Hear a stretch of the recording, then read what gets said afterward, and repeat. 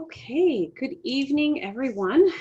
I first want to just welcome you to tonight's town hall.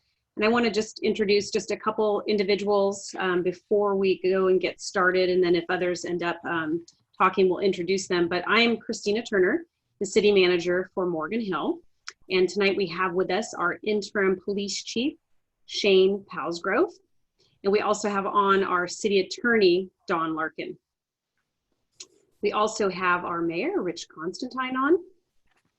And so those are going to be the primary speakers, and then I'll introduce Chase Wiggins in a bit. So first, I wanted to just let you know that tonight is a special town hall meeting. What we've been doing during COVID is having town halls once a week typically, and they're typically on Thursday nights at 5:30 for about an hour, and we cover COVID topics and then any other topics that are important during this time. And we decided to have this special town hall tonight on a Tuesday, just due to the importance of recent events. And so what I typically do is I start off with a COVID update and then any other remarks, and then we go into the topic. And so as far as COVID goes, I just wanted to provide an update that as of June 5th, the county has updated its shelter-in-place order. And the new order allows for outdoor dining at restaurants, in-store shopping at retail and shopping centers, pet grooming, childcare and summer camps with certain restrictions, small outdoor ceremonies, and religious gatherings of up to 25, as well as outdoor swimming pools. We anticipate 3 weeks between this order going into effect and hearing about additional restrictions being eased or just a change in the order. They want to have enough time in between. We've been working very closely with our businesses, both small and large, downtown and outside of downtown, to help in the reopening process and to make it as easy as possible from a city perspective by helping with permits and going through the different processes. As for upcoming town halls, we do have a town hall this Thursday at 5:30. The topic for that town hall is going to be the Hale Avenue extension. And then we do have a council meeting on Wednesday, June 17th. That meeting is the meeting at which we will bring forward our budget recommended for adoption by the council. And we'll also discuss a potential revenue measure for November of this year and get council direction on that. So tonight we wanted to focus on our police department in response to the death of George Floyd and the resulting protests, and to dialogue about our police department's approach to community policing, training, collaboration, and partnerships. You will hear about Chief Palsgrove's focus on a positive police presence and interaction. And most importantly, we wanted to have the opportunity to dialogue with you, our community. Before I go further, I would like to turn it over just for a moment to our mayor, Rich Constantine, who wanted to say a few words. Well, thank you very much, Christina. I just wanted to welcome everybody. And before we continue, I just want to clear up something that some misconceptions that might have been misconstrued from our letter that we had sent out. Some people had written us talking about specifically the word that we had used in the letter of inaction. And the letter was implying inaction of it was an endorsement of status quo. It wasn't that if you didn't protest that you were implying the endorsement of the status quo. It was that governments and police agencies that don't look at their policies, that don't look at the actions and the training and the staffing and the relationships with their communities. It was that inaction that we were talking about. And we don't want to give people the impression that if you didn't protest, if you were staying home and complying with the county's orders, that you were giving an implied endorsement of the status quo. So we just want to clear that up. And again, I just want to thank everyone who is participating, and I want to thank my teammates that will be here to answer any questions. And I hope that we can all learn from this experience. So again, thank you very much for attending. Thank you, Mayor. Appreciate those words. Before we turn it over to Chief Palsgrove, I want to first introduce Pastor Chase Wiggins. I only learned about him after our first peaceful protest in Morgan Hill. He spoke at the protest, and the video of his talk ended up going viral on social media. He basically has a message of unity, and I wanted you to hear from him this evening. Chase is a resident of Morgan Hill, and he works with young adults. And with that, if you would just say a few words, Chase. Absolutely. Thank you so much. And thank you all for the opportunity. just to be with you all. I know that these are trying times and that we're all doing our best to navigate them as wisely and methodically as possible. When I was praying earlier about kind of what to say to everyone, I just really felt, just as a Black man and speaking on behalf of the African American community, that it's imperative in these times that we do everything that we can to stay as unified as possible through conversations. And what that's going to take is a willingness to step outside of our shoes and enter into the shoes of someone else. And I'm so grateful that I have the opportunity to talk to the chief of police, to talk to Officer Shane, and begin to kick the ball around on what our officers were even facing in going into some of these peaceful protests. The reality that there had been several shootings that had taken place in our community leading up to that. And it just kind of allowed me to have a better understanding of what our police officers are facing on a daily basis and some of the realities that we're in. And so for me, I think that it's imperative that whoever's listening, that in the midst of our opinion and our agenda, that we have a willingness to step into the shoes of other people before we expect them to step into our own. And to give you a biblical text about that, the Bible talks about this idea that you reap what you sow, this idea that what you put into the soil, you'll get out of the soil. And I know for me right now, that's something I'm really trying to do. And it's hard sometimes because I got my social constructs, I got my political views, I got things that I deem to be right. But at the end of the day, I want to be a person of discretion. I want to be a person of understanding. I want to be an individual that has a deep, deep willingness to empathize with the realities that we're all facing at this time. And one thing I am proud of is I'm proud to be in Morgan Hill. I think that we can always do better, but I think especially in comparison to other communities that we're navigating this relatively well, and we're really doing our best to figure it out. The last thing I would add to a little bit of what I'm saying is I've really been studying as of lately, because I've been trying to educate myself more on what the purpose is behind some of these protests. And I know that the primary purpose of my wife and I going out to protest wasn't as much to protest as it was to keep peace. Because at the end of the day, we're pastors. And I heard through the grapevine that we could potentially have looters coming into our city. And I'm like, man, my wife and I work with thousands of young people. I'm like, yo, if we could just help, and I could talk to some of these young studs and calm them down, let it be so. And so more than protesting, even though we were there to protest, I think we were just there to help and have conversations and navigate through some of those conversations with people who are really hurting, and help them process through their pain a little bit better. But something I've really been trying to better understand myself is I've really been studying Dr. Martin Luther King Jr. And it's interesting that in the 60s and the 70s, something that was very apparent is that they didn't really use the word racism as much as they used the word civil rights. That was the primary motivation. And I think with a lot of young people that I'm communicating with and I've been talking to, it's very evident for some of these people who are protesting, they don't fully know, they know why they're protesting, but they don't know what they're protesting for. They haven't taken the time to really educate themselves on policies and things that need to change within the systems, and things that could be done better for people who are feeling oppressed and marginalized. And so I think that the way that we fix this system is by all of us coming together and doing our best to figure out what part of the system needs to be changed. And that's going to take people made up of different ethnicities, genders, cultures, perspectives, and at times there will be conflict. There will be moments where we may be on the opposite side, but I think proper conflict is a beautiful thing, because it allows us to come back into a space of unity, and it allows us to become constituents at the end of the day, to be like, look, we may disagree on this, but we do agree on this. And so I'm just so thankful for the opportunity to be able to dialogue with y'all. Like I said, I am a pastor who's a Christian, and whether you believe in my God or not, I can earnestly say that I'm praying for every single one of you, believing God's best for you, and that by his grace we'll be able to navigate through this time with unity being the focus. And so I'm excited. Thank you, Chase. I really, really appreciate you sharing those words with us. And so now what I want to do is turn it over to Chief Palsgrove. And before I do that, I just want to recognize that he's been with us for, 20 years in different capacities, and became the interim chief a few months ago, and talk about a time to enter the world of being a police chief, from COVID and sheltering in place starting in the middle of March to to the recent events, and all the changes in the law as it relates to arrests. He's certainly had his fair share of things to deal with early in the game, and I just want to thank him publicly for the work that he's done. And I try to remind him periodically that the volume of work and is not typically, this much.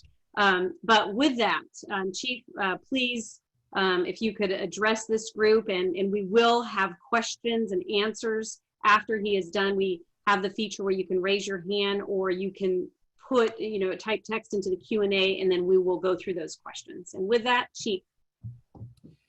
Thank you. Thank you, Christina, for your kind words and your support. It's definitely helping me get through this time. Pastor Chase, thank you for your words. You inspire me to be better. You're very inspirational. Good evening, everyone, and thank you for attending. I want to begin by expressing my sincerest appreciation for the community's ongoing support of the Morgan Hill Police Department. I would like to also express my genuine respect and appreciation for the peaceful protests taking place in Morgan Hill and around the world.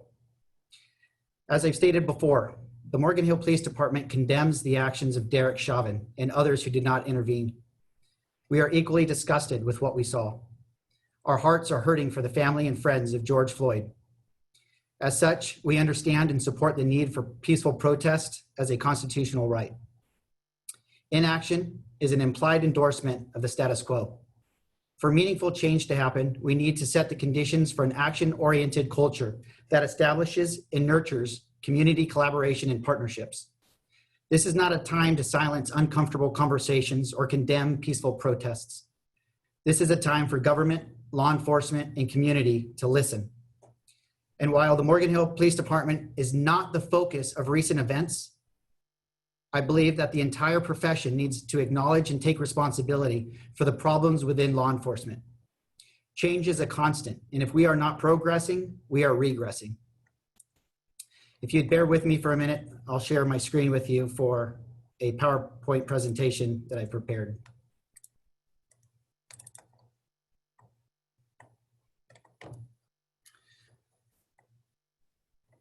Can everybody see the screen?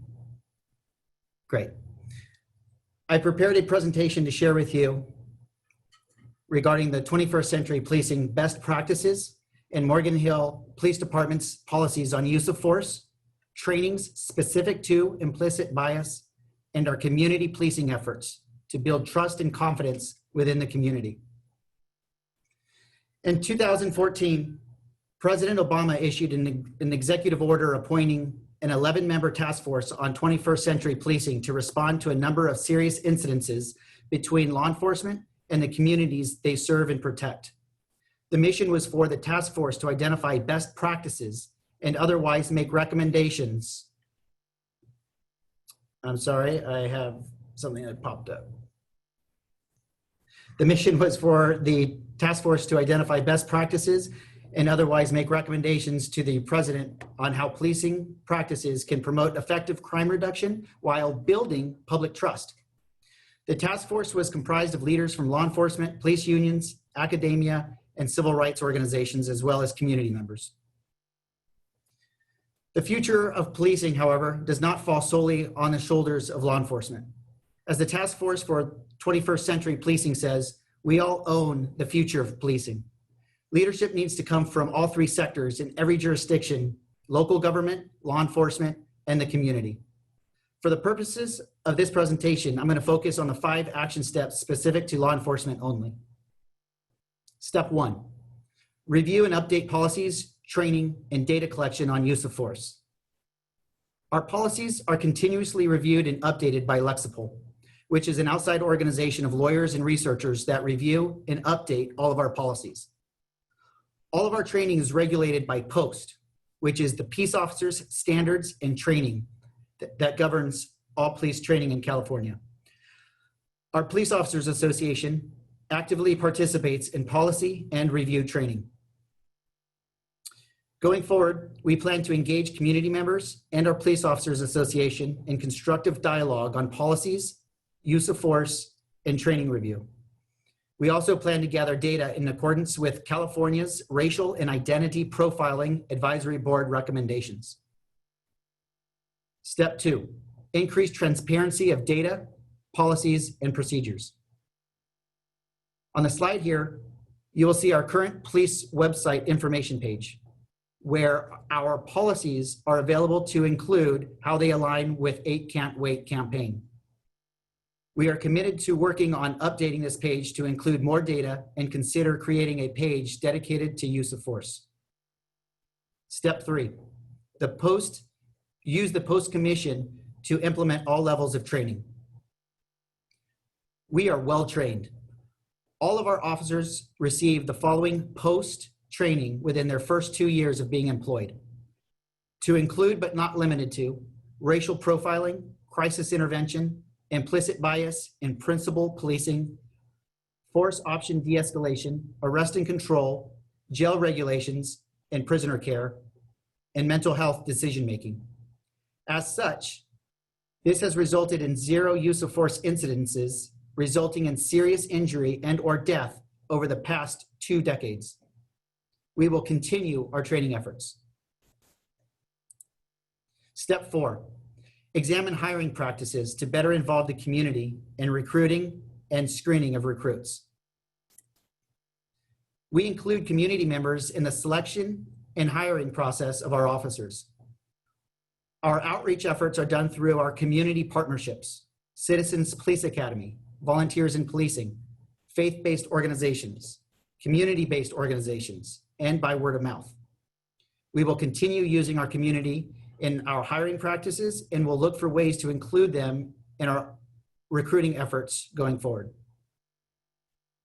Step 5, ensure that officers have access to the tools they need to keep them safe.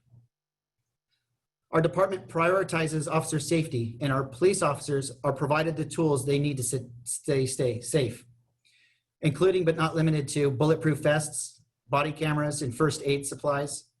We also have a command vehicle outfitted with cameras. Our command vehicle allows officers to remain social during community events, while others remain inside and continuously scan the area to ensure officer safety, as well as our safety of our community. Thanks to the support of the Community Law Enforcement Foundation, our officers are provided safety measures that our budget does not allow for.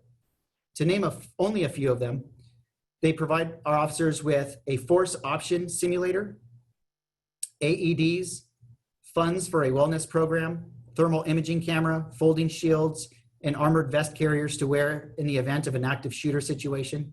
They provide officers with license plate readers that alert officers to stolen vehicles before approaching the car.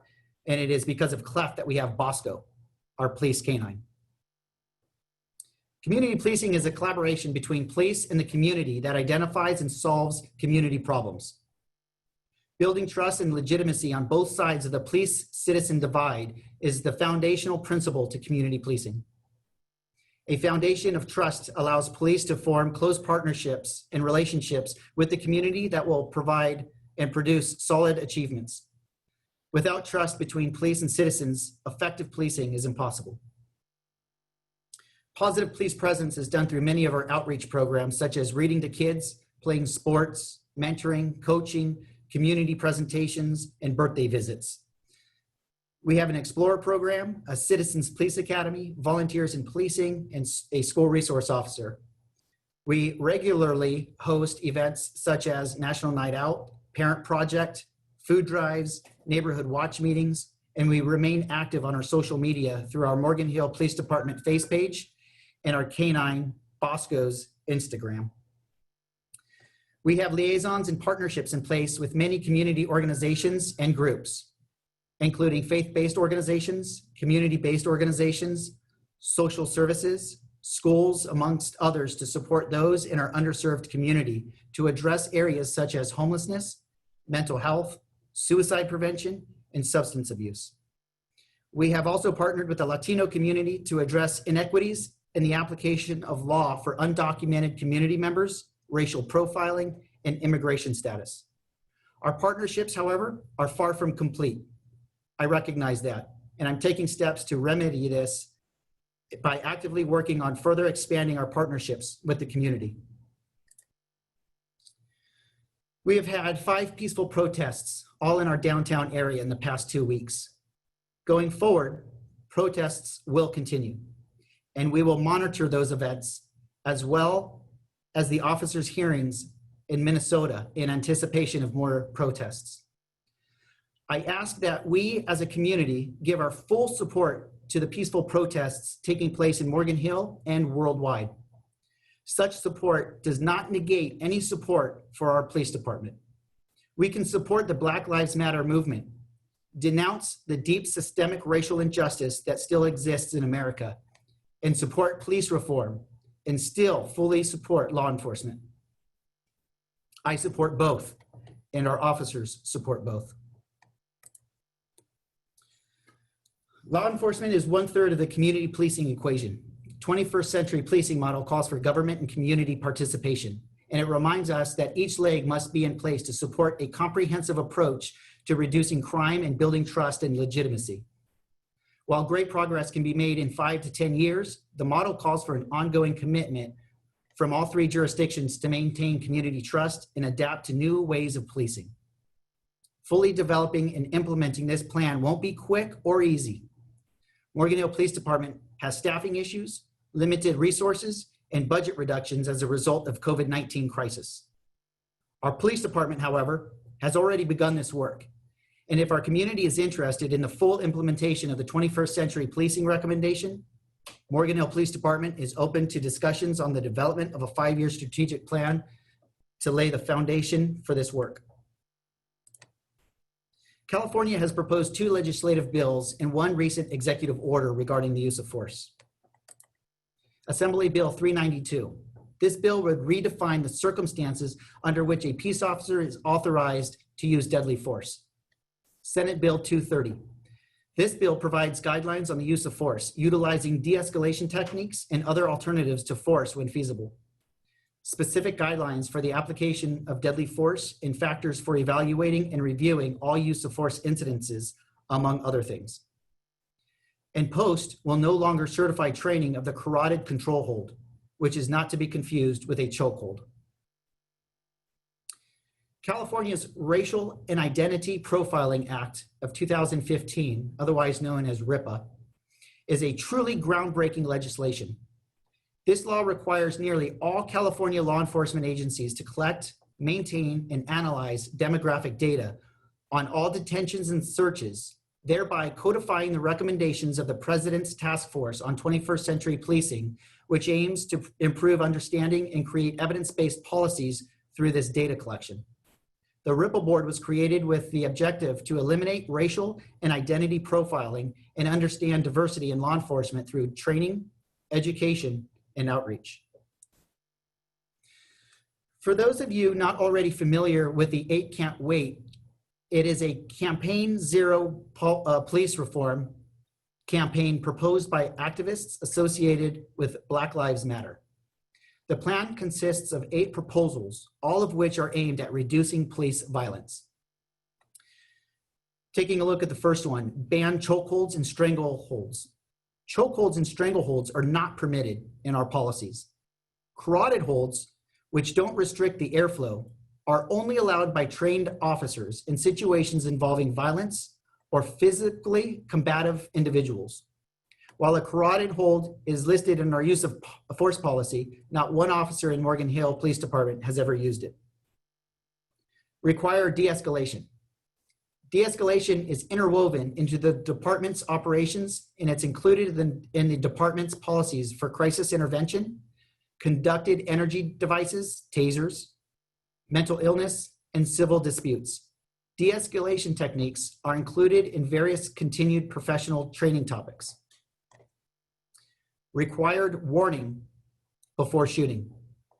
In situations of a person fleeing who an officer reasonably believes will cause death or serious injury, if not immediately apprehended, the officer, when feasible, will identify themselves and warn deadly force may be used.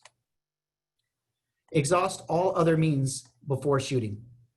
Our policy requires officers to evaluate the use of other reasonably available resources and techniques when determining whether to use deadly force. And deadly force is only used when there is an immediate threat of death or serious injury to the officer or another person. Duty to intervene and stop excessive force by other officers. Our policy mandates a duty to intervene if an officer observes another officer using force that is unreasonable. Banning shooting at moving vehicles. While our policy does not ban shooting at moving vehicles, it is only allowed when the driver poses a deadly threat and is close, which is also a policy close to the Campaign Zero's report, which provides a similar exception. Require the use of force continuum. While we don't have a formal continuum, our policies require officers to use only the amount of force that is reasonably appears necessary given the facts and totality of the circumstances. And lastly, require comprehensive reporting each time an officer uses force or threatens to do so. We document all officer uses of force and require a supervisor to respond to the scene. The department provides data regarding all officer-involved shootings and incidences involving use of force, resulting in serious bodily injury to the California Department of Justice. The nationwide protests taking place are the result of a flawed system. And law enforcement is a piece of that system, but not the only piece. Our legal system criminalizes social justice issues that affect vulnerable populations like homelessness, substance abuse, poverty, mental health, and it's the job of the police officers to enforce these laws.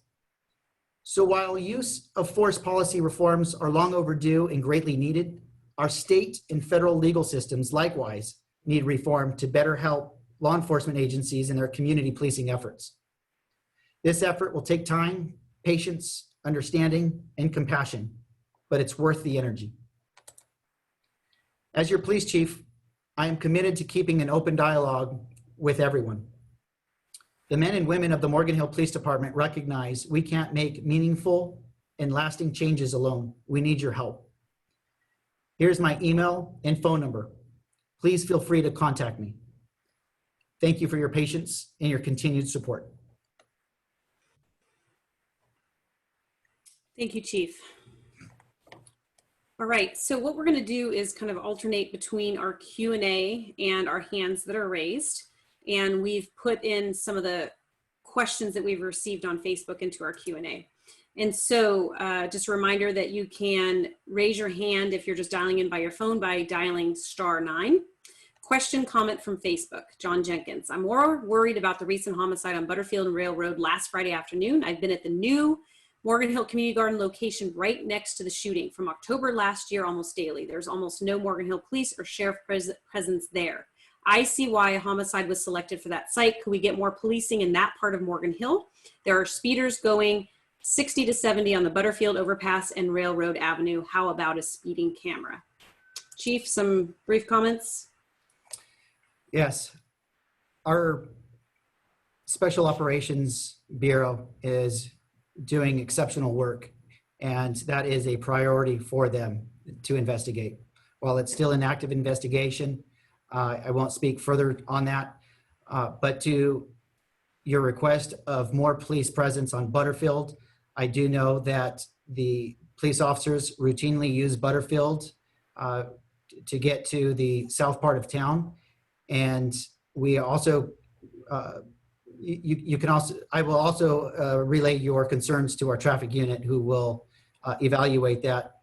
We have many ways of doing that through the use of volunteers in policing to evaluate speeding. We can put out a road measurement survey that evaluates the number of cars speeding there, and then our traffic unit can also do some directed enforcement. Great, thank you. Question from James Park, how many homeless people in Morgan Hill? And so as of the most recent count for 2019, the count was at 114. We do hope that over time this is going to go down as we connect people with services and housing. We utilize a team of outreach workers and mental health professionals. We work with both our housing department as well as our police teams to create a process of identification and referral to our case managers, as well as housing options should they be wanted. The next question, a comment from David Becker. Thank you for being here now and addressing recent events head on. I'm glad you intend to let protesters have their say.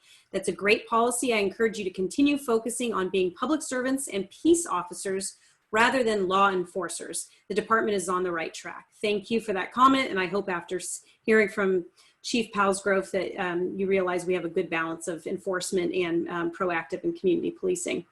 What is the plan for some kind of accountability around racism and use of force that would encompass community groups such as Surge South County? And what I would say to that is that we are going to be reaching out and listening to our community groups to include Surge. Chief, anything else that you would want to add to that?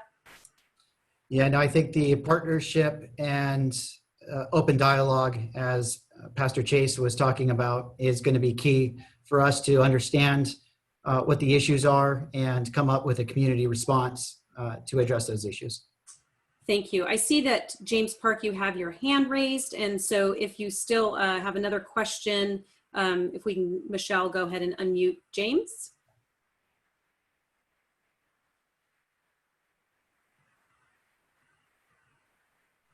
I have allowed him to speak. We're just waiting for him to unmute his mic. Oh, got it. Okay.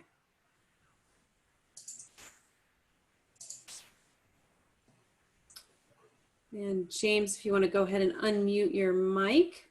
And Michelle, while we're waiting for that, can we call on Alan? Absolutely. I'm going to go ahead.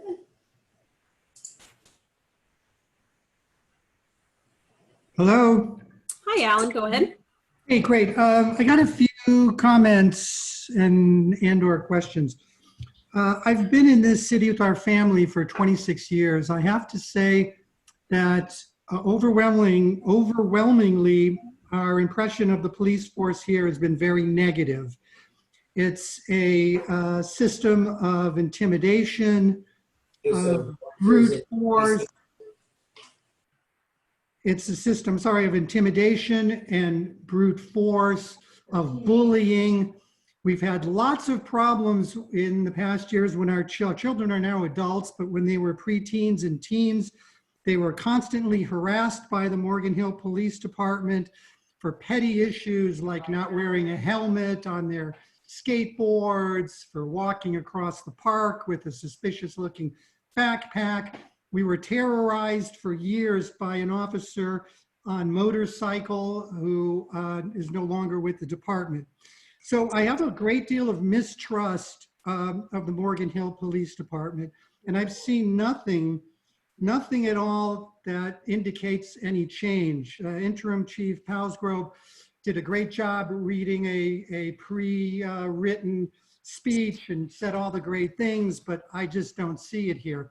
So I have a couple things I'd like to ask for from the city council, the mayor, from the city attorney and the city manager. One is that we do not let the police department own or operate any military style or grade equipment, that they have any in their possession, it be taken away from them, that any plans to purchase any such equipment are stopped and the money rerouted for community service purposes.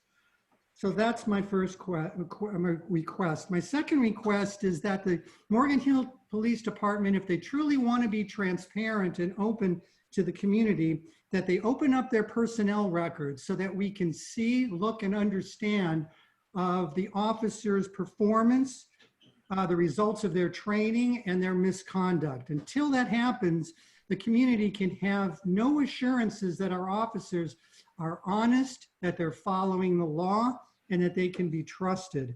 To that extent, I will be pushing the city council towards that initiative and look into the system whereby the police unions hide and obfuscate the records of officers, especially ones that have had multiple disciplinary actions against them.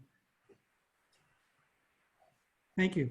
Alan, thank you for your comments. Both myself as well as the interim chief, want to do what we can to build back the trust and the lack of trust that you've experienced in your past, subject of course to, things related to personnel files that, unfortunately can't be released.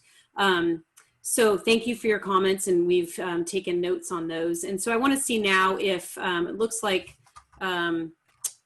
we have a hand that was lowered, so we don't have that. So let's go ahead to unmute Caitlin Yakumovich. Hi, can you hear me okay? Yes. Yes. I just first want to say I'm really proud of Morgan Hill. I'm proud of the community response and the police department's support of the community. And thank you, Pastor Chase, for setting such a wonderful tone this evening. I have two questions. The first is in relation to Chief Palsgrove's last comments about our legal system. I totally agree with what you said. And my question is, because we partner with a number of other agencies, specifically after we arrest community members here, we turn them over to the Sheriff's Department. What can we do to hold other agencies accountable and work with the other agencies within our legal system to encourage the kind of reforms that we're hoping to see in Morgan Hill? And my second question is that with the impending budget cuts that we're going to see starting next week, are we worried about tools of community policing being the first to go from the police department's budget? Thank you. Thank you for those questions. It is regarding holding other agencies accountable. I think that the best way to address that is for people to educate themselves on the policies and laws being passed and vote. Back in 2011, we had AB 109, where they voted to transfer nearly 45,000 felons from the state prison system to the local jails. We saw a rising of property crimes when that happened.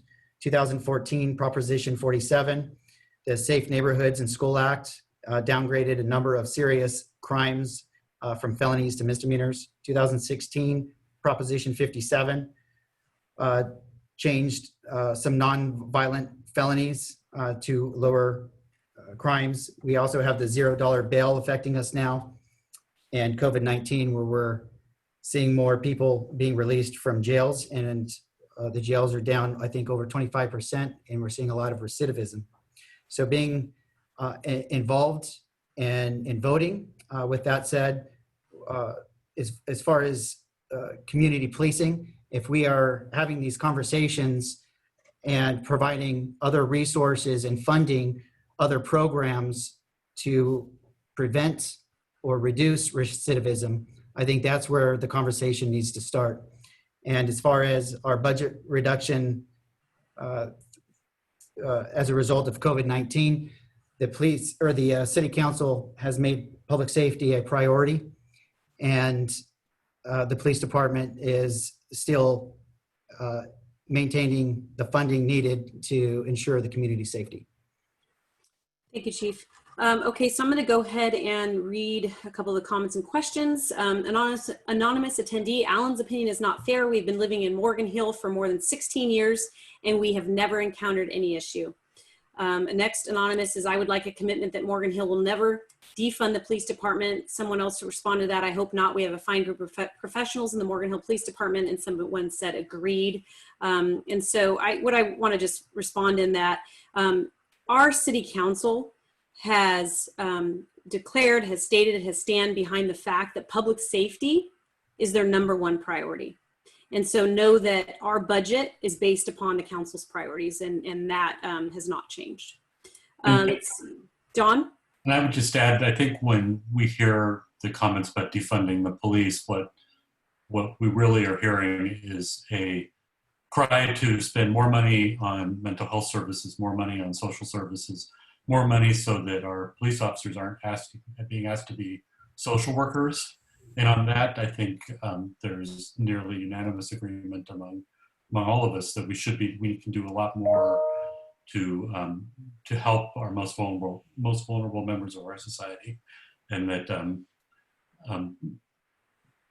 defunding the police is probably the wrong way to describe that, because I don't think there's any appetite for having less police, but there is an appetite for having more services, more help for people that need it. Thank you, Don. Jithu says, agree on the message of unity and that Chief Palsgrove got promoted and doing a great job during a uniquely challenging time. Several departments and communities have recently announced bans on Carotid holds. What are your thoughts on us embracing that standard? Chief, anything else to add to what you shared during the presentation? I know we're awaiting kind of state level guidance and requirements on that. Yes, in the spirit of community policing, we have to find out what's right for our community. And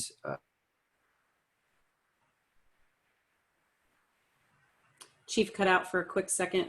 I have a feeling he'll be right back.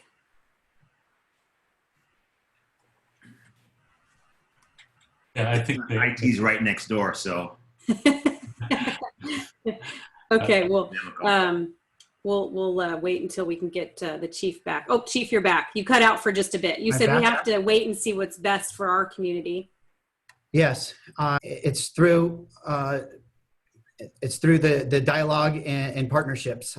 It does provide us a tool. It's a tool that we haven't used. However, it looks like at the state level, the post police officers standard and training is no longer going to train in it. So it appears right now that it will no longer be used, and it will be taken out of our options for use of force. And we also have a meeting this week to discuss this with post. And so that decision could be coming sooner than later.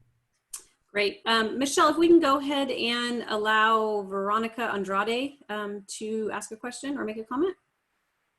Hi, can you hear me? Yes. Okay, so I just wanted to thank really quickly Donald for clarifying defund, because I think that that's what we're all talking about.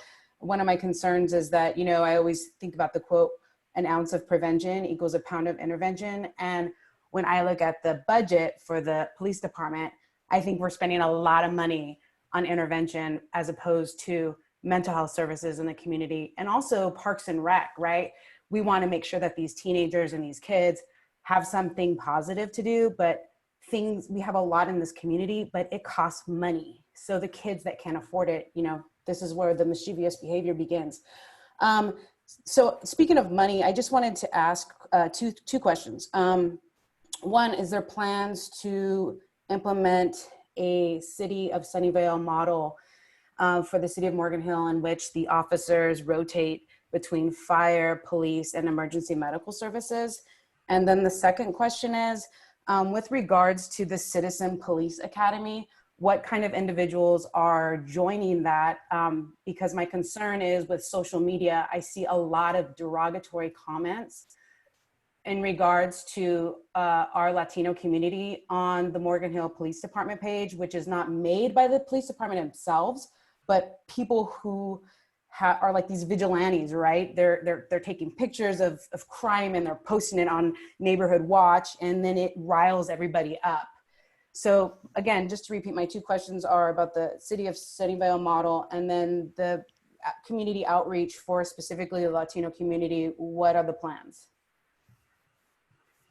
Yeah, we don't have any plans on adopting a Sunnyvale model of policing with police and fire. That's a very expensive option for us to transition to. Regarding the Citizens Police Academy, we do have a screening process, and there is somewhat of a background conducted and records check before they're allowed to come in, because they do have access to the police facility. Okay, thank you. Thank you, Veronica. But just to follow up on that, I think Chief would probably be the first to agree that we encourage people of varying backgrounds to apply for the Citizens Police Academy. I think it's really important for our police department to be, in our city as a whole, to be making outreach to our entire community and involving our entire community in things like the police academy. So while there's a background check, we would very much encourage people to apply. Yeah. Yeah. So did I miss that in your comment? Did you suggest that we didn't have enough diversity in the Citizens Police Academy? I don't think that was directly in the comment. I just wanted to add that on because I think it's really important that we get all of those diverse perspectives. Okay, Sean Pierce. Hi, can you You're hear me? unmuted. Can you hear me okay? Yes. Okay, cool. First off, I wanted to thank Shane and the Morgan Hill Police Department for all the work you've done, putting your lives on the line, and also for the progressive views of, having body cams well before it was a national requirement, having views on different holds and different uses of force. And I think that those progressive things, along with a mentality of we have to constantly be ahead of the curve on these things. We have to constantly be thinking, we don't want to just do what the average is or do what the minimum that people are asking for, but we want to be, on the forefront of this. And so to that point, I have two questions. One is about the de-escalation and the duty to intervene and reporting. How are officers encouraged to report abusive behaviors that's, kind of after the fact, and encouraged to intervene at the actual site of an incident? What kinds of things are done to keep that training alive? Because if you read it in a book, that's one thing, but having the actual instincts in place, I imagine, is another. That's question one. And then the second question is, with mental health and with constantly dealing with some of the worst parts of society, I know that even reading about these things can keep me up at night. And we have these kind of mental paper cuts where if it was a real paper cut, you'd put a Band-Aid on it. But with mental health in this country having stigmas and people thinking it's not strong to go ask for help, what are we doing to encourage our officers to get help, to work things out, to get what they need to be able to be in a calm place? So those are my questions. And again, thank you. In regards to officers' duty and training to intervene, we practice scenario-based training. So we don't just go out onto a mat and go through the motions of arrest and control techniques. We will set up scenarios, and so the officers get a more real life scenario and how to go about approaching and handling a scene, to include de-escalation. Sometimes we'll set up scenarios where they don't have to use force. And we also have a use of force simulator that has hundreds, if not thousands, of different options for officers to respond to for de-escalation. And we have been consistently early adopters with body-worn cameras when they first came out, as well as less lethal options. And so anytime an officer uses force out in the field and or not, they are wearing body-worn cameras that the captain of field operations will periodically review. On all use of force reports, if they're mandated to complete a notification, a police report, the supervisor has to go out to the scene, conduct an investigation, take photographs, record interviews, and then we review all the footage as well for accountability, and we'll evaluate it, whether it's a training issue or if it needs to follow progressive discipline. As far as mental health goes, we offer officers free counseling, and we also have a peer support team that reaches out to officers and are able to work with them with some degree of confidence. Of course, if there was a law broken or a major concern for somebody's safety, that would be brought forward.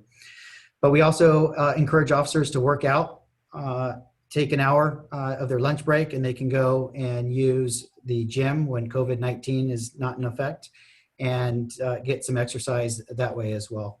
And those are the things that I, off the top of my head. Thank you, Chief. Thank you for the questions. And then let's go ahead and ask Brian to share his comment or his questions, and then we'll go to some of the Q&A. Thank you, Christina. This is Brian Faircloth. I'd like to make a couple of comments. This is not a lot of time here allocated to this to really have a roundtable discussion. It's also difficult when we're all sitting by ourselves and you can't really interact. But I'd like to say thank you, Pastor Wiggins, for that dissertation when we started. I hope that can be done. And I'd like to hit on something major, and that when, bear with me, when everybody says all these protests have been peaceful, they haven't been. And let me tell you that there's nobody in this country, nobody, I don't care what political spectrum you're at, whether you're local, whether you're national, there's nobody, after seeing what happened to Mr. Floyd, agreed with it. Nobody said that's what ought to be done. So to say that everybody is some type of a racist, I mean, that proved that that's not really true. The next thing is that I keep hearing that about systemic racism. I don't believe we're a systemic racist country. I think if you actually look at the data doesn't support it.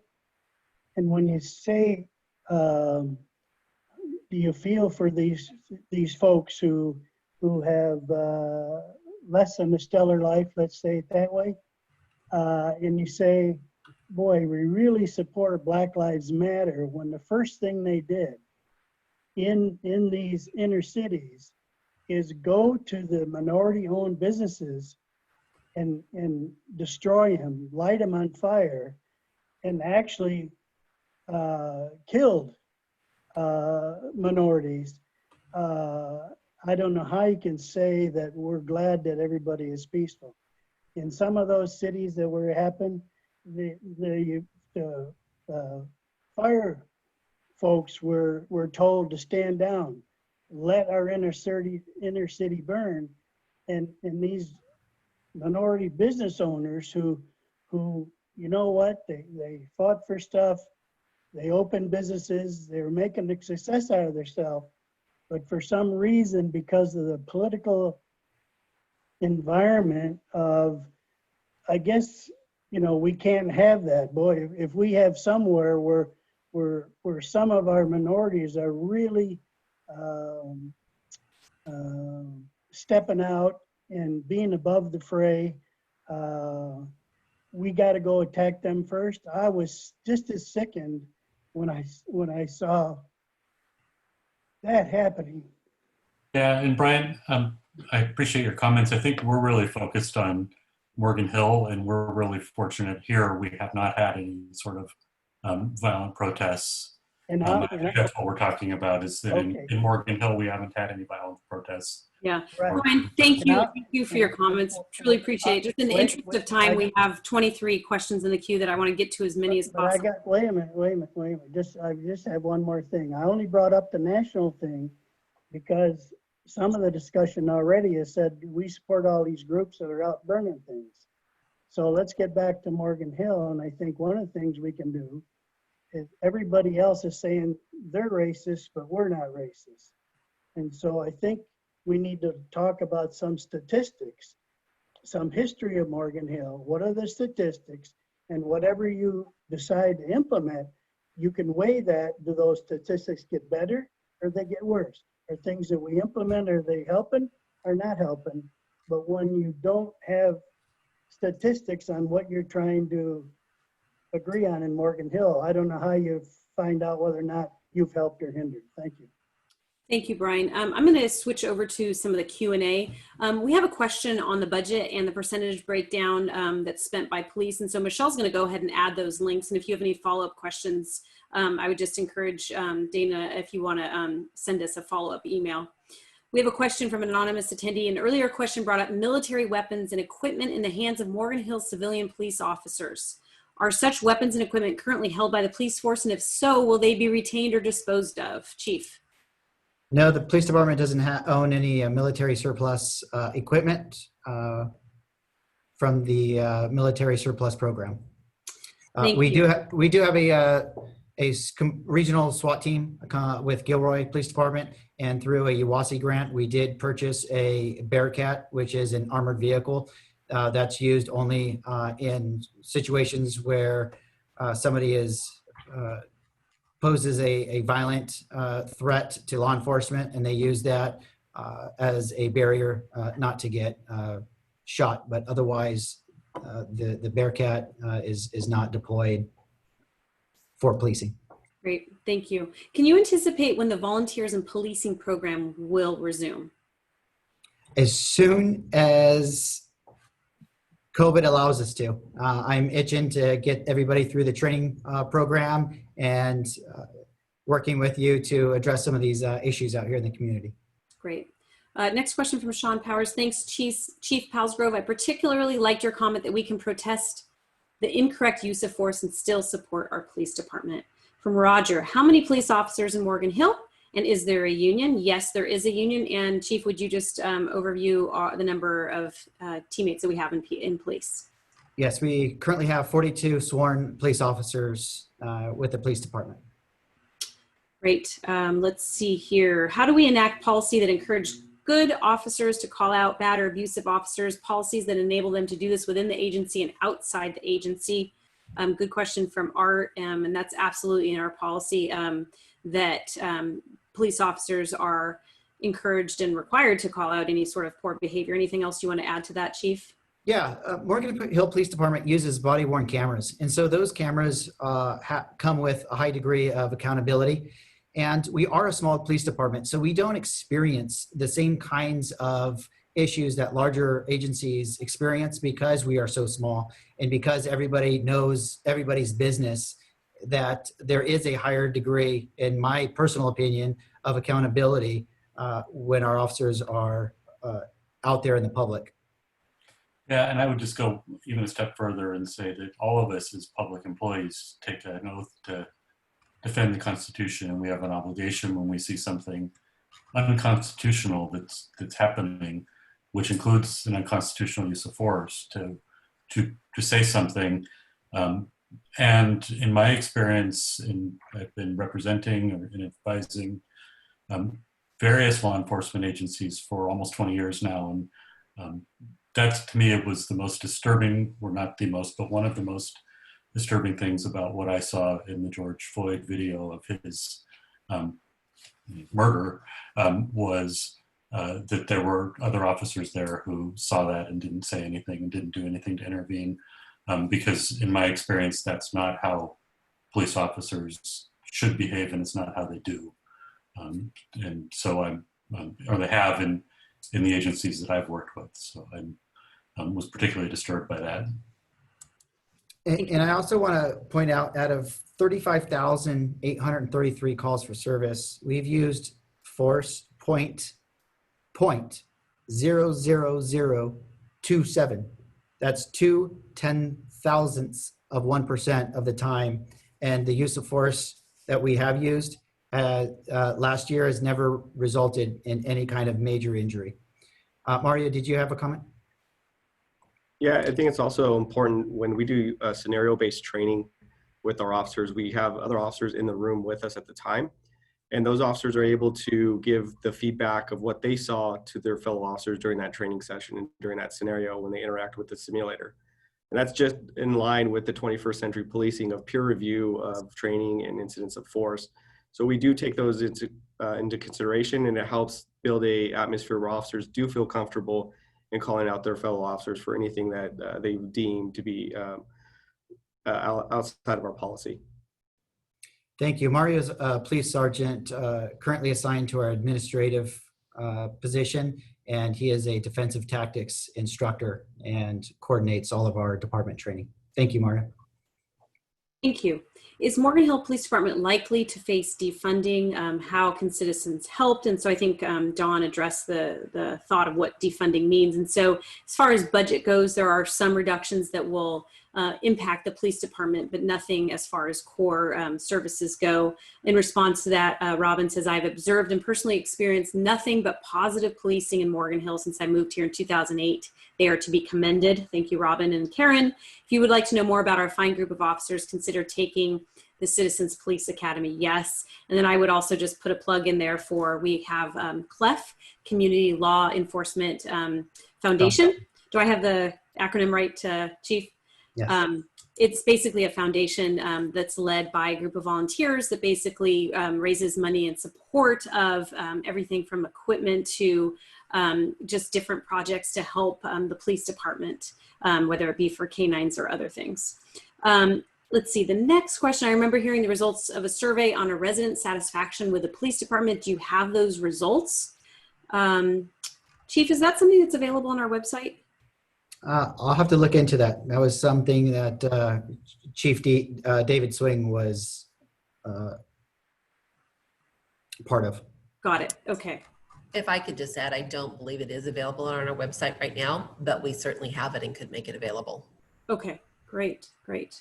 Okay, we'll do two more here and then we'll switch over to our hands that are raised. From Susanna, is there publicly available information on use of force for each officer? Also complaints against officers for use of force? And I'm just going to turn it right over to our city attorney to address that question. So as I think one of the prior commenters had mentioned, individual police officer personnel records are confidential. But as of January 1st of last year, any complaints, sustained complaints of use of force that resulted in serious bodily injury do become public. We have not had any of those within the past 10 years in Morgan Hill, so that we don't have any public information. We can, and we're talking about ways we can be more transparent in reporting our use of force numbers, not by officer, but generally. And we'll look at ways that we can do that, as well as some of the other things that people might be interested in, like citizen complaints. While we can't give data by officer, we can give general data about the number and types of citizen complaints that are received, the number of uses of force that our officers engage in, and those types of things. And we're looking at ways to make that information useful. So we'll be doing that probably in the near future.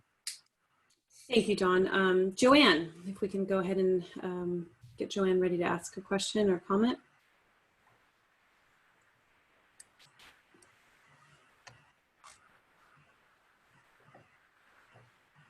So Joanne, you can go ahead and unmute.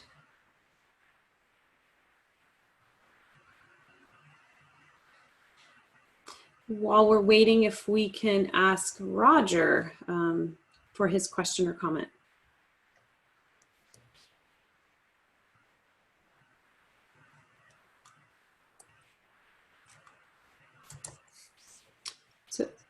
Okay, can you hear? Yes, thank you, Roger. Okay. Yeah, it's a statement and a comment. I lived in Louisville for 35 years. Right behind George Floyd is Breonna Taylor case. Okay, now that comes out of Louisville. The police chief resigned there. I one time served for 3 years as a volunteer police merit board. It was supposed to be an overseeing board of civilians. Now, my experience is that that board had 2 union members. They were very nice guys and they were friendly to me and all that. There's nothing to do. But they had a veto power. Basically, whatever this police merit board can do, whatever they can just veto it. Basically, so you see a situation where the police chief resigned in Louisville. Louisville is about 20 times bigger than Morgan Hill. Maybe the problem is not the same. But the mayor is under fire, the police chief resigned, they are scrambling right now to order. So my question is, what are we doing in Morgan Hill, even though it is a lot smaller? We don't have such humongous problem. But what are we doing to avoid, because what it comes out, both in Minneapolis and Louisville, is the police union is more interested in protecting the police officers than serving the public. Okay, that is the impression all over big cities are having. So what are we doing in Morgan Hill to alleviate such problems? That is the question. It's not what we're doing now, it's what we have been doing that has a lot to do with why we don't have these problems in Morgan Hill. And that's through our community policing efforts. It's through the partnerships of the community establishments. It's through our participation through different programs. It's because police officers are coaches, they're raising their family here, they're part of the community. They're having these dialogues, they have the relationships, and that is one of the things that the 21st century policing talks about, is if you have those partnerships and those relationships in your community, you're allowed to have those dialogues, you're allowed to tailor police enforcement to the community's needs, and it reduces the number of times that force is used. Okay, thank you for the question. Joanne, do you want to go ahead and try to unmute if you still have a question?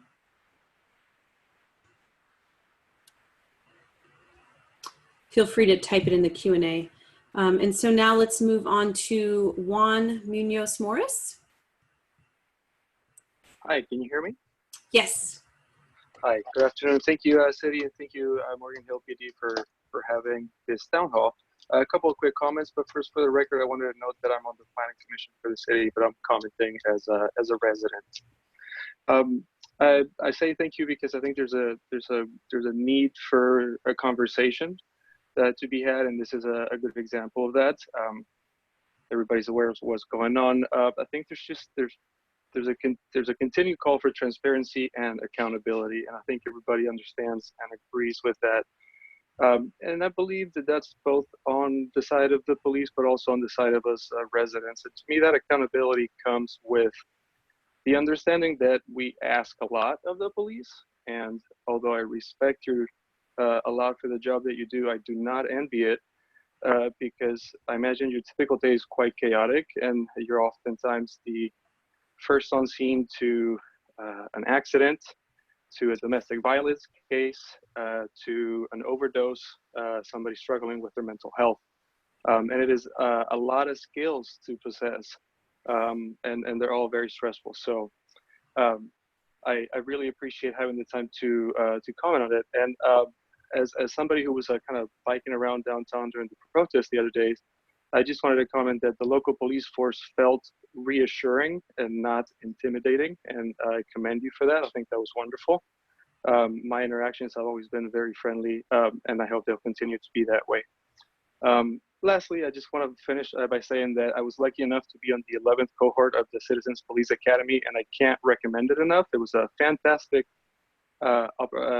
just learning experience into kind of the world of policing, but it's also the best part. I think is you just get to meet the people behind the badge, and they're just like us. They make terrible jokes, you know, they have bad PowerPoints, but it's a great experience. So I highly recommend it. And lastly, my last comment is just I don't know where the dollars. I don't know exactly how the budget ought to be allocated, but I do know that there might be an opportunity to maybe revisit how some of it is being spent. But I do want to remind everybody that there's an additional source of funds available for specifically these kinds of uses, both on the mental health and drug abuse side and also the police side, which is Measure I. It had nearly 80% voter approval here in Morgan Hill. And I think the city ought to really reconsider taking advantage of it. So I'll leave that there. I'm not asking you, Chief, to comment on that, but of course I welcome a comment if you do have one, and I'll leave it at that. Thank you very much. Thank you, Juan. Let's go now to some of our Q&A. Let's see here. So first one here is from McKenna McElroy. Thank you, Donald. I totally agree that there is a need for more mental health services and that the police are not qualified to be social workers.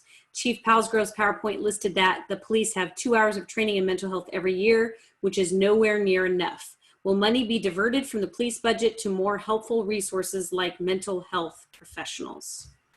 So I'll start on that. I think the issue under California law, which may be different in other jurisdictions, is that mental health services, social services, and those types of things that we need more of aren't under the purview of our local cities.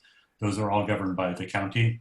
So if we have, in fact, in the city of Morgan Hill, partnered with some of our other, Gilroy specifically, and to try to get more mental health services and social services in Morgan Hill. And we've actually spent some of our city funds to try to get social workers and outreach workers down in South County to help with our homeless problem. But in terms of our budget, we don't fund social services. That's all funded by the county, with that exception of us spending a little bit of money to try to get some of those county resources diverted to South County. Over the last several years, we've also partnered with the city of Gilroy as well as the school districts on funding CalGRIP and CalVIP, basically multi-agencies involved with different, basically trying to reach at-risk youth through all sorts of programs to include recreation. Okay, so going back to the questions here. Let's see, from Arthur, thank you, Chief Palsgrove, for taking the time to create an informative slideshow. I did want to explain that the hashtag 8 Can't Wait campaign has been increasingly rejected by the Black Lives Matter movement due to many of the reforms not being enforceable and relying on the discretion of the police themselves to decide to apply them. I appreciate Morgan Hill Police Department's effort to support the Black Lives Matter movement, but I think many questions that have already been posed beg the essential question. Can we divest funds from police departments and reinvest them in community services, mental health professionals, and social workers? Thank you for the comment. I think the last remarks by City Attorney Larkin sort of cover that. We do have a couple responses from others. Arthur added, I ask this knowing that the Morgan Hill Budget and Brief 1920 fiscal year report shows that the Morgan Hill General Fund spends 16.5 on police, 16.5 million, which makes up 55% of the general fund discretionary expenditures. So how will we reinvest this money into social services? Alyssa says, great question. McKenna says, would like to see this question answered. And so, you know, a lot of this, just going back to what Dawn said, is continuing to advocate with the county, just trying to get as many resources here in South County that we can.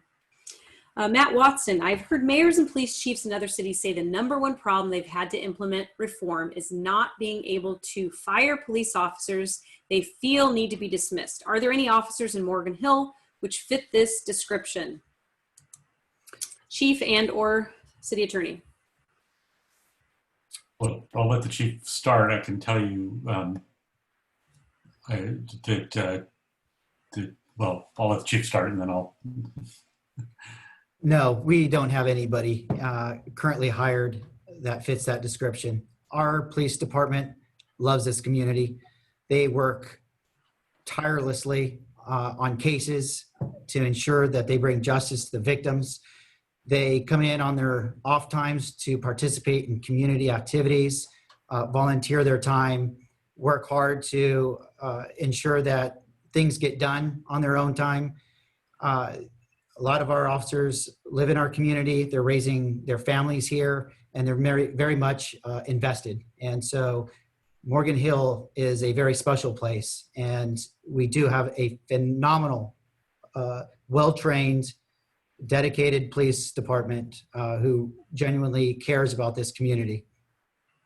And what I was going to say is I think it starts with hiring, and I think as the chief pointed out in his slideshow at the beginning, we take great care in making sure that we're hiring a diverse police force, and we're hiring with the idea that there are going to be community-based police officers, and that they're going to be members of our community, whether they live here or not. They're still members of our community, and so bringing in citizen panels and inviting various perspectives on who we hire, and then hiring a diverse group of police officers makes a huge difference in how our officers fit into the community, and we're making sure that we're not hiring officers who aren't right for this community. Okay, so Michelle, if you can help me with the attendees that have raised their hands. So I think we first have Hoagie.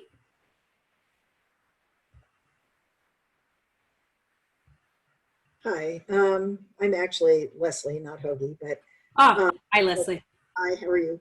I just wanted to remark about a couple of things. One is I really am particularly concerned about the separation between county services and the ability to bring in mental health services, and for the police and the city to be able to have access to those services, because it seems more and more that is in many cases the beginning of a situation that can become out of control. I think one of the things that I did participate in one of the protests, and I felt very comforted by the officers on the motorcycles that participated or that helped us through the process.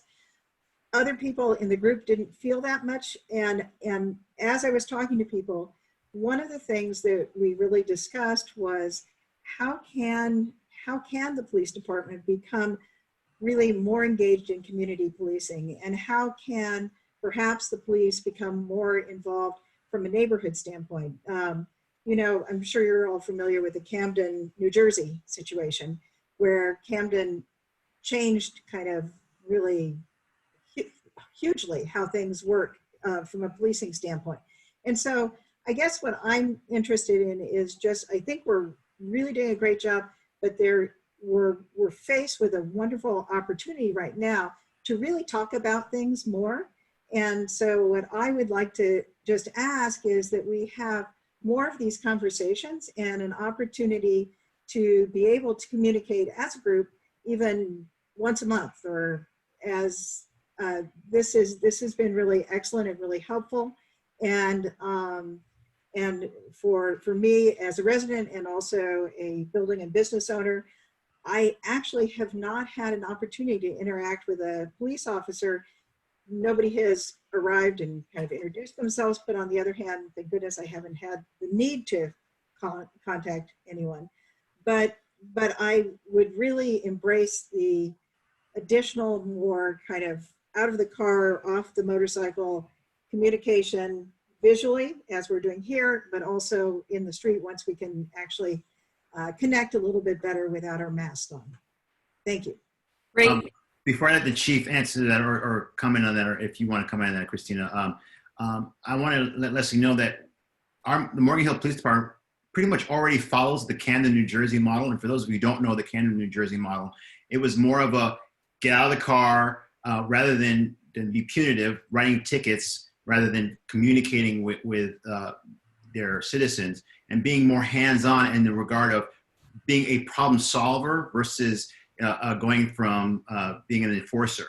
And unfortunately, in our department, we don't have the staffing level that allows us to be able to have all of our officers get out of the car all the time, because the call volume, they're pretty much going from call to call to call. But I can tell you that when they do have the opportunity to touch base with citizens, that they avail themselves as much as they can. Thank you, Mayor. And through the South County Youth Task Force, there used to be at-risk youth that would go out to our sports complex and play different sports. And our police officers used to participate in those activities on a regular basis, developing relationships there. And I also wanted to comment on the county services regarding mental health.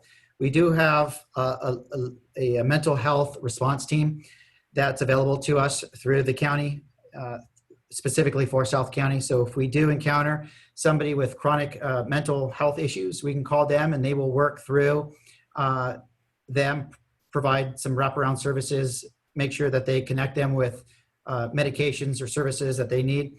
And they also have a emergency response team that will come out and assist us dealing with a situation. So if we recognize that somebody has a mental health condition and they're barricaded in the house, we'll call the team out and they will help us communicate with the person and de-escalate the situation as well. So we do have those partnerships in place. However, the more the better for us. Great, thank you, Chief. Okay, so we have Arthur Rodriguez. You can go ahead and unmute. Hi, I actually had the opportunity to ask my question on the Q&A earlier. Thank you so much for taking the time to do that. And I think that's all I'll just say for now. So thank you for the opportunity. Great, thank you, Arthur. Thank you. Our next question comes from James Park.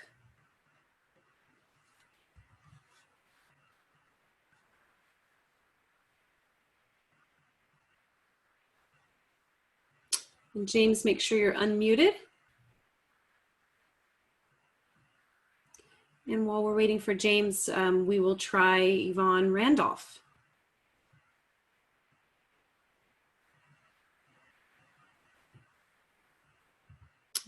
Make sure you're unmuted. Okay. We did for a moment, and now you're muted again.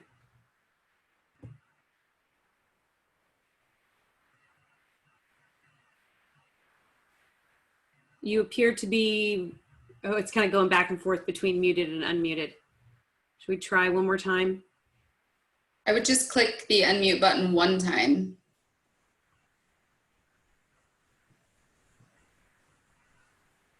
Okay, while we are waiting for both James Park and Yvonne Randolph, I'll go ahead and flip back to the Q&A. And I just wanted to announce that we have wonderful questions tonight, a lot of engagement. And so we are going to definitely continue this conversation tentatively next Thursday, June 18th, Thursday, June 18th, and we'll confirm that and send out an email. And I do want to let you know, you can also, in the meantime, send any questions to either Shane, who provided his email address, and I also want to provide our PIO's email address. I want to make sure that all of you are on our e-blasts that we send out, as well as our 411s that we send out weekly.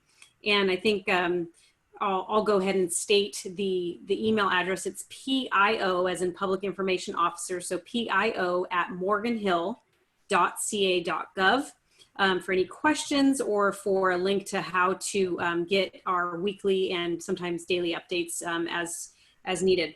Okay, so I'm going to the Q&A, and the first question here from Steve Malik: is there a possibility of public review of body cam video when police use of force is involved? So and the answer to that in general is no. For the most part, due to privacy concerns of everybody involved, including the suspect on whom force is being used, those videos are generally confidential.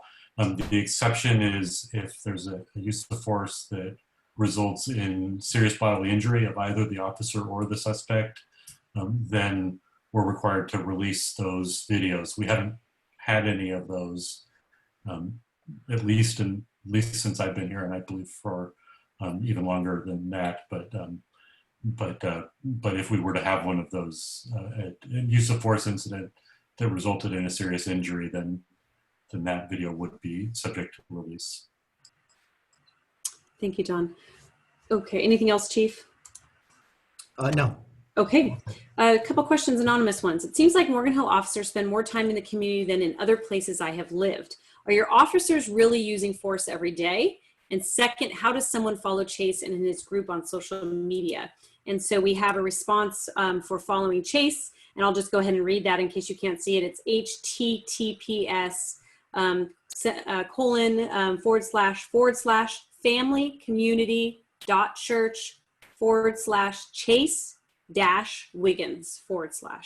And Chief, if you can address the question Are your officers really using force every day?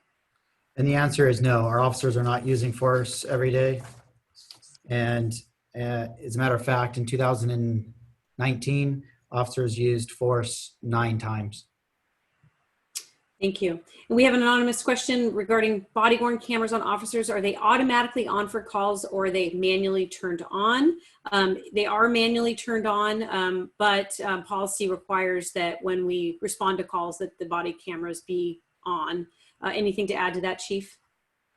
Yeah, any kind of enforcement contact, they're required to be on. If they're making contact with somebody in the public, non-enforcement, and they're having a nice conversation, it's discretionary whether they want to activate it or not. But any kind of enforcement, yes, on. Thank you. From Kyle, second comment is regarding the budget. I know we are facing tough budget choices in the coming months and years due to reduced city revenues. I would like to add my voice that we all support public safety and that there are many ways to think about and provide for public safety. Our spending and investment into our police force is one way. Spending on mental health, homelessness programs, youth engagement, and other programs are also public safety programs. So as we think about public safety, I hope we do not only see preserving the police force budget as preserving public safety, spending on our youth, the homeless, and those who need mental health services are also investments in public safety. I agree, and I think our chief and our city attorney and others would agree with that. We have from Yvonne Randolph. I cannot find on the Morgan Hill Police website any demographic statistical analysis of the following. 1, the number of stops. 2, complaints of excessive force. 3, the number of arrests. Does the police analyze their performance data in this manner? If so, is this information available to the community? If not, why not? Yes, some of that is available through Crime View. We publish some of that information. Complaints regarding excessive force. We were talking about, we're in discussions regarding being more transparent regarding our use of force. And the number of arrestees we usually publish yearly, and that's something that we are open to discuss regarding sharing more of our data. Thank you. From Veronica, oh, go ahead. Just for clarifying, the data is on crimemapping.com. Great. Crimemapping.com. Thank you. From Veronica, not at risk youth, at promise. Yeah, I agree. Thank you for that comment. From Jithu, what are some ways you'd recommend for us to get more help from the county to deal with mental health, other areas of concern that come under the county purview instead of our city? Any thoughts there, Chief? Yeah, I'm rereading that. Another thoughts to get more funding for mental health. Was that the question? Yeah, I mean, so how can we work with our county to try to get more of these mental health resources that we've been talking about? You know, we've definitely applied for and received grants. You know, what are some of the other ways that we can work with the county to try to get more of these resources, basically? Yeah, we have a law enforcement liaison with county mental health, and he does a great job in advocating for us the needs of South County. And so it's through that partnership that we've been able to get a mobile crisis response team available to us. And he's also the one that allocates resources for repeat patients to ensure that they get the help they need to reduce the calls for service on law enforcement. Great, thank you. And I think we can always advocate for more resources in South County. I know there is a huge need for more mental health services countywide, but particularly in sort of the central area of our county, San Jose area. But it doesn't mean that we can't advocate for more down here, because if we need to constantly be reminding the county that we're here and we need help too.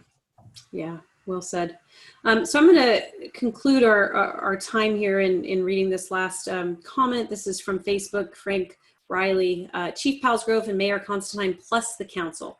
Thank you for your ongoing care for all of us. I know that Morgan Hill Police Department is ahead of the curve on policy that many other municipalities are struggling with even now. Thank you for that. And so what we're going to do is we're going to take the Q&A And we will definitely take those and get answers to those, and we'll start our next town hall tentatively for June 8th, and we'll address those questions as well as share the comments. And in addition to that, besides having a town hall meeting, we will also at some point over the next few to several weeks have a city council meeting / community workshop to further talk about our police department and continue the dialogue in that forum. And so with that, I want to thank everyone for taking the time to join us tonight and for sharing your comments and your concerns. And Chief, any final closing remarks for the group? Yeah, thank you all for joining us. I value your input. I'm very serious about giving me a phone call or email and establishing these relationships going forward. It's about community policing and on partnerships, relationships, open dialogue, and participation. So the more that we have these difficult conversations, the better off we will all be in moving forward to a better police department and a better community. And thank you, Pastor Chase, for joining us, and everybody else, all my teammates from the city for joining and supporting this. Great. Thank you, everyone. Good night, and I hope to see you at the next town hall. Take care.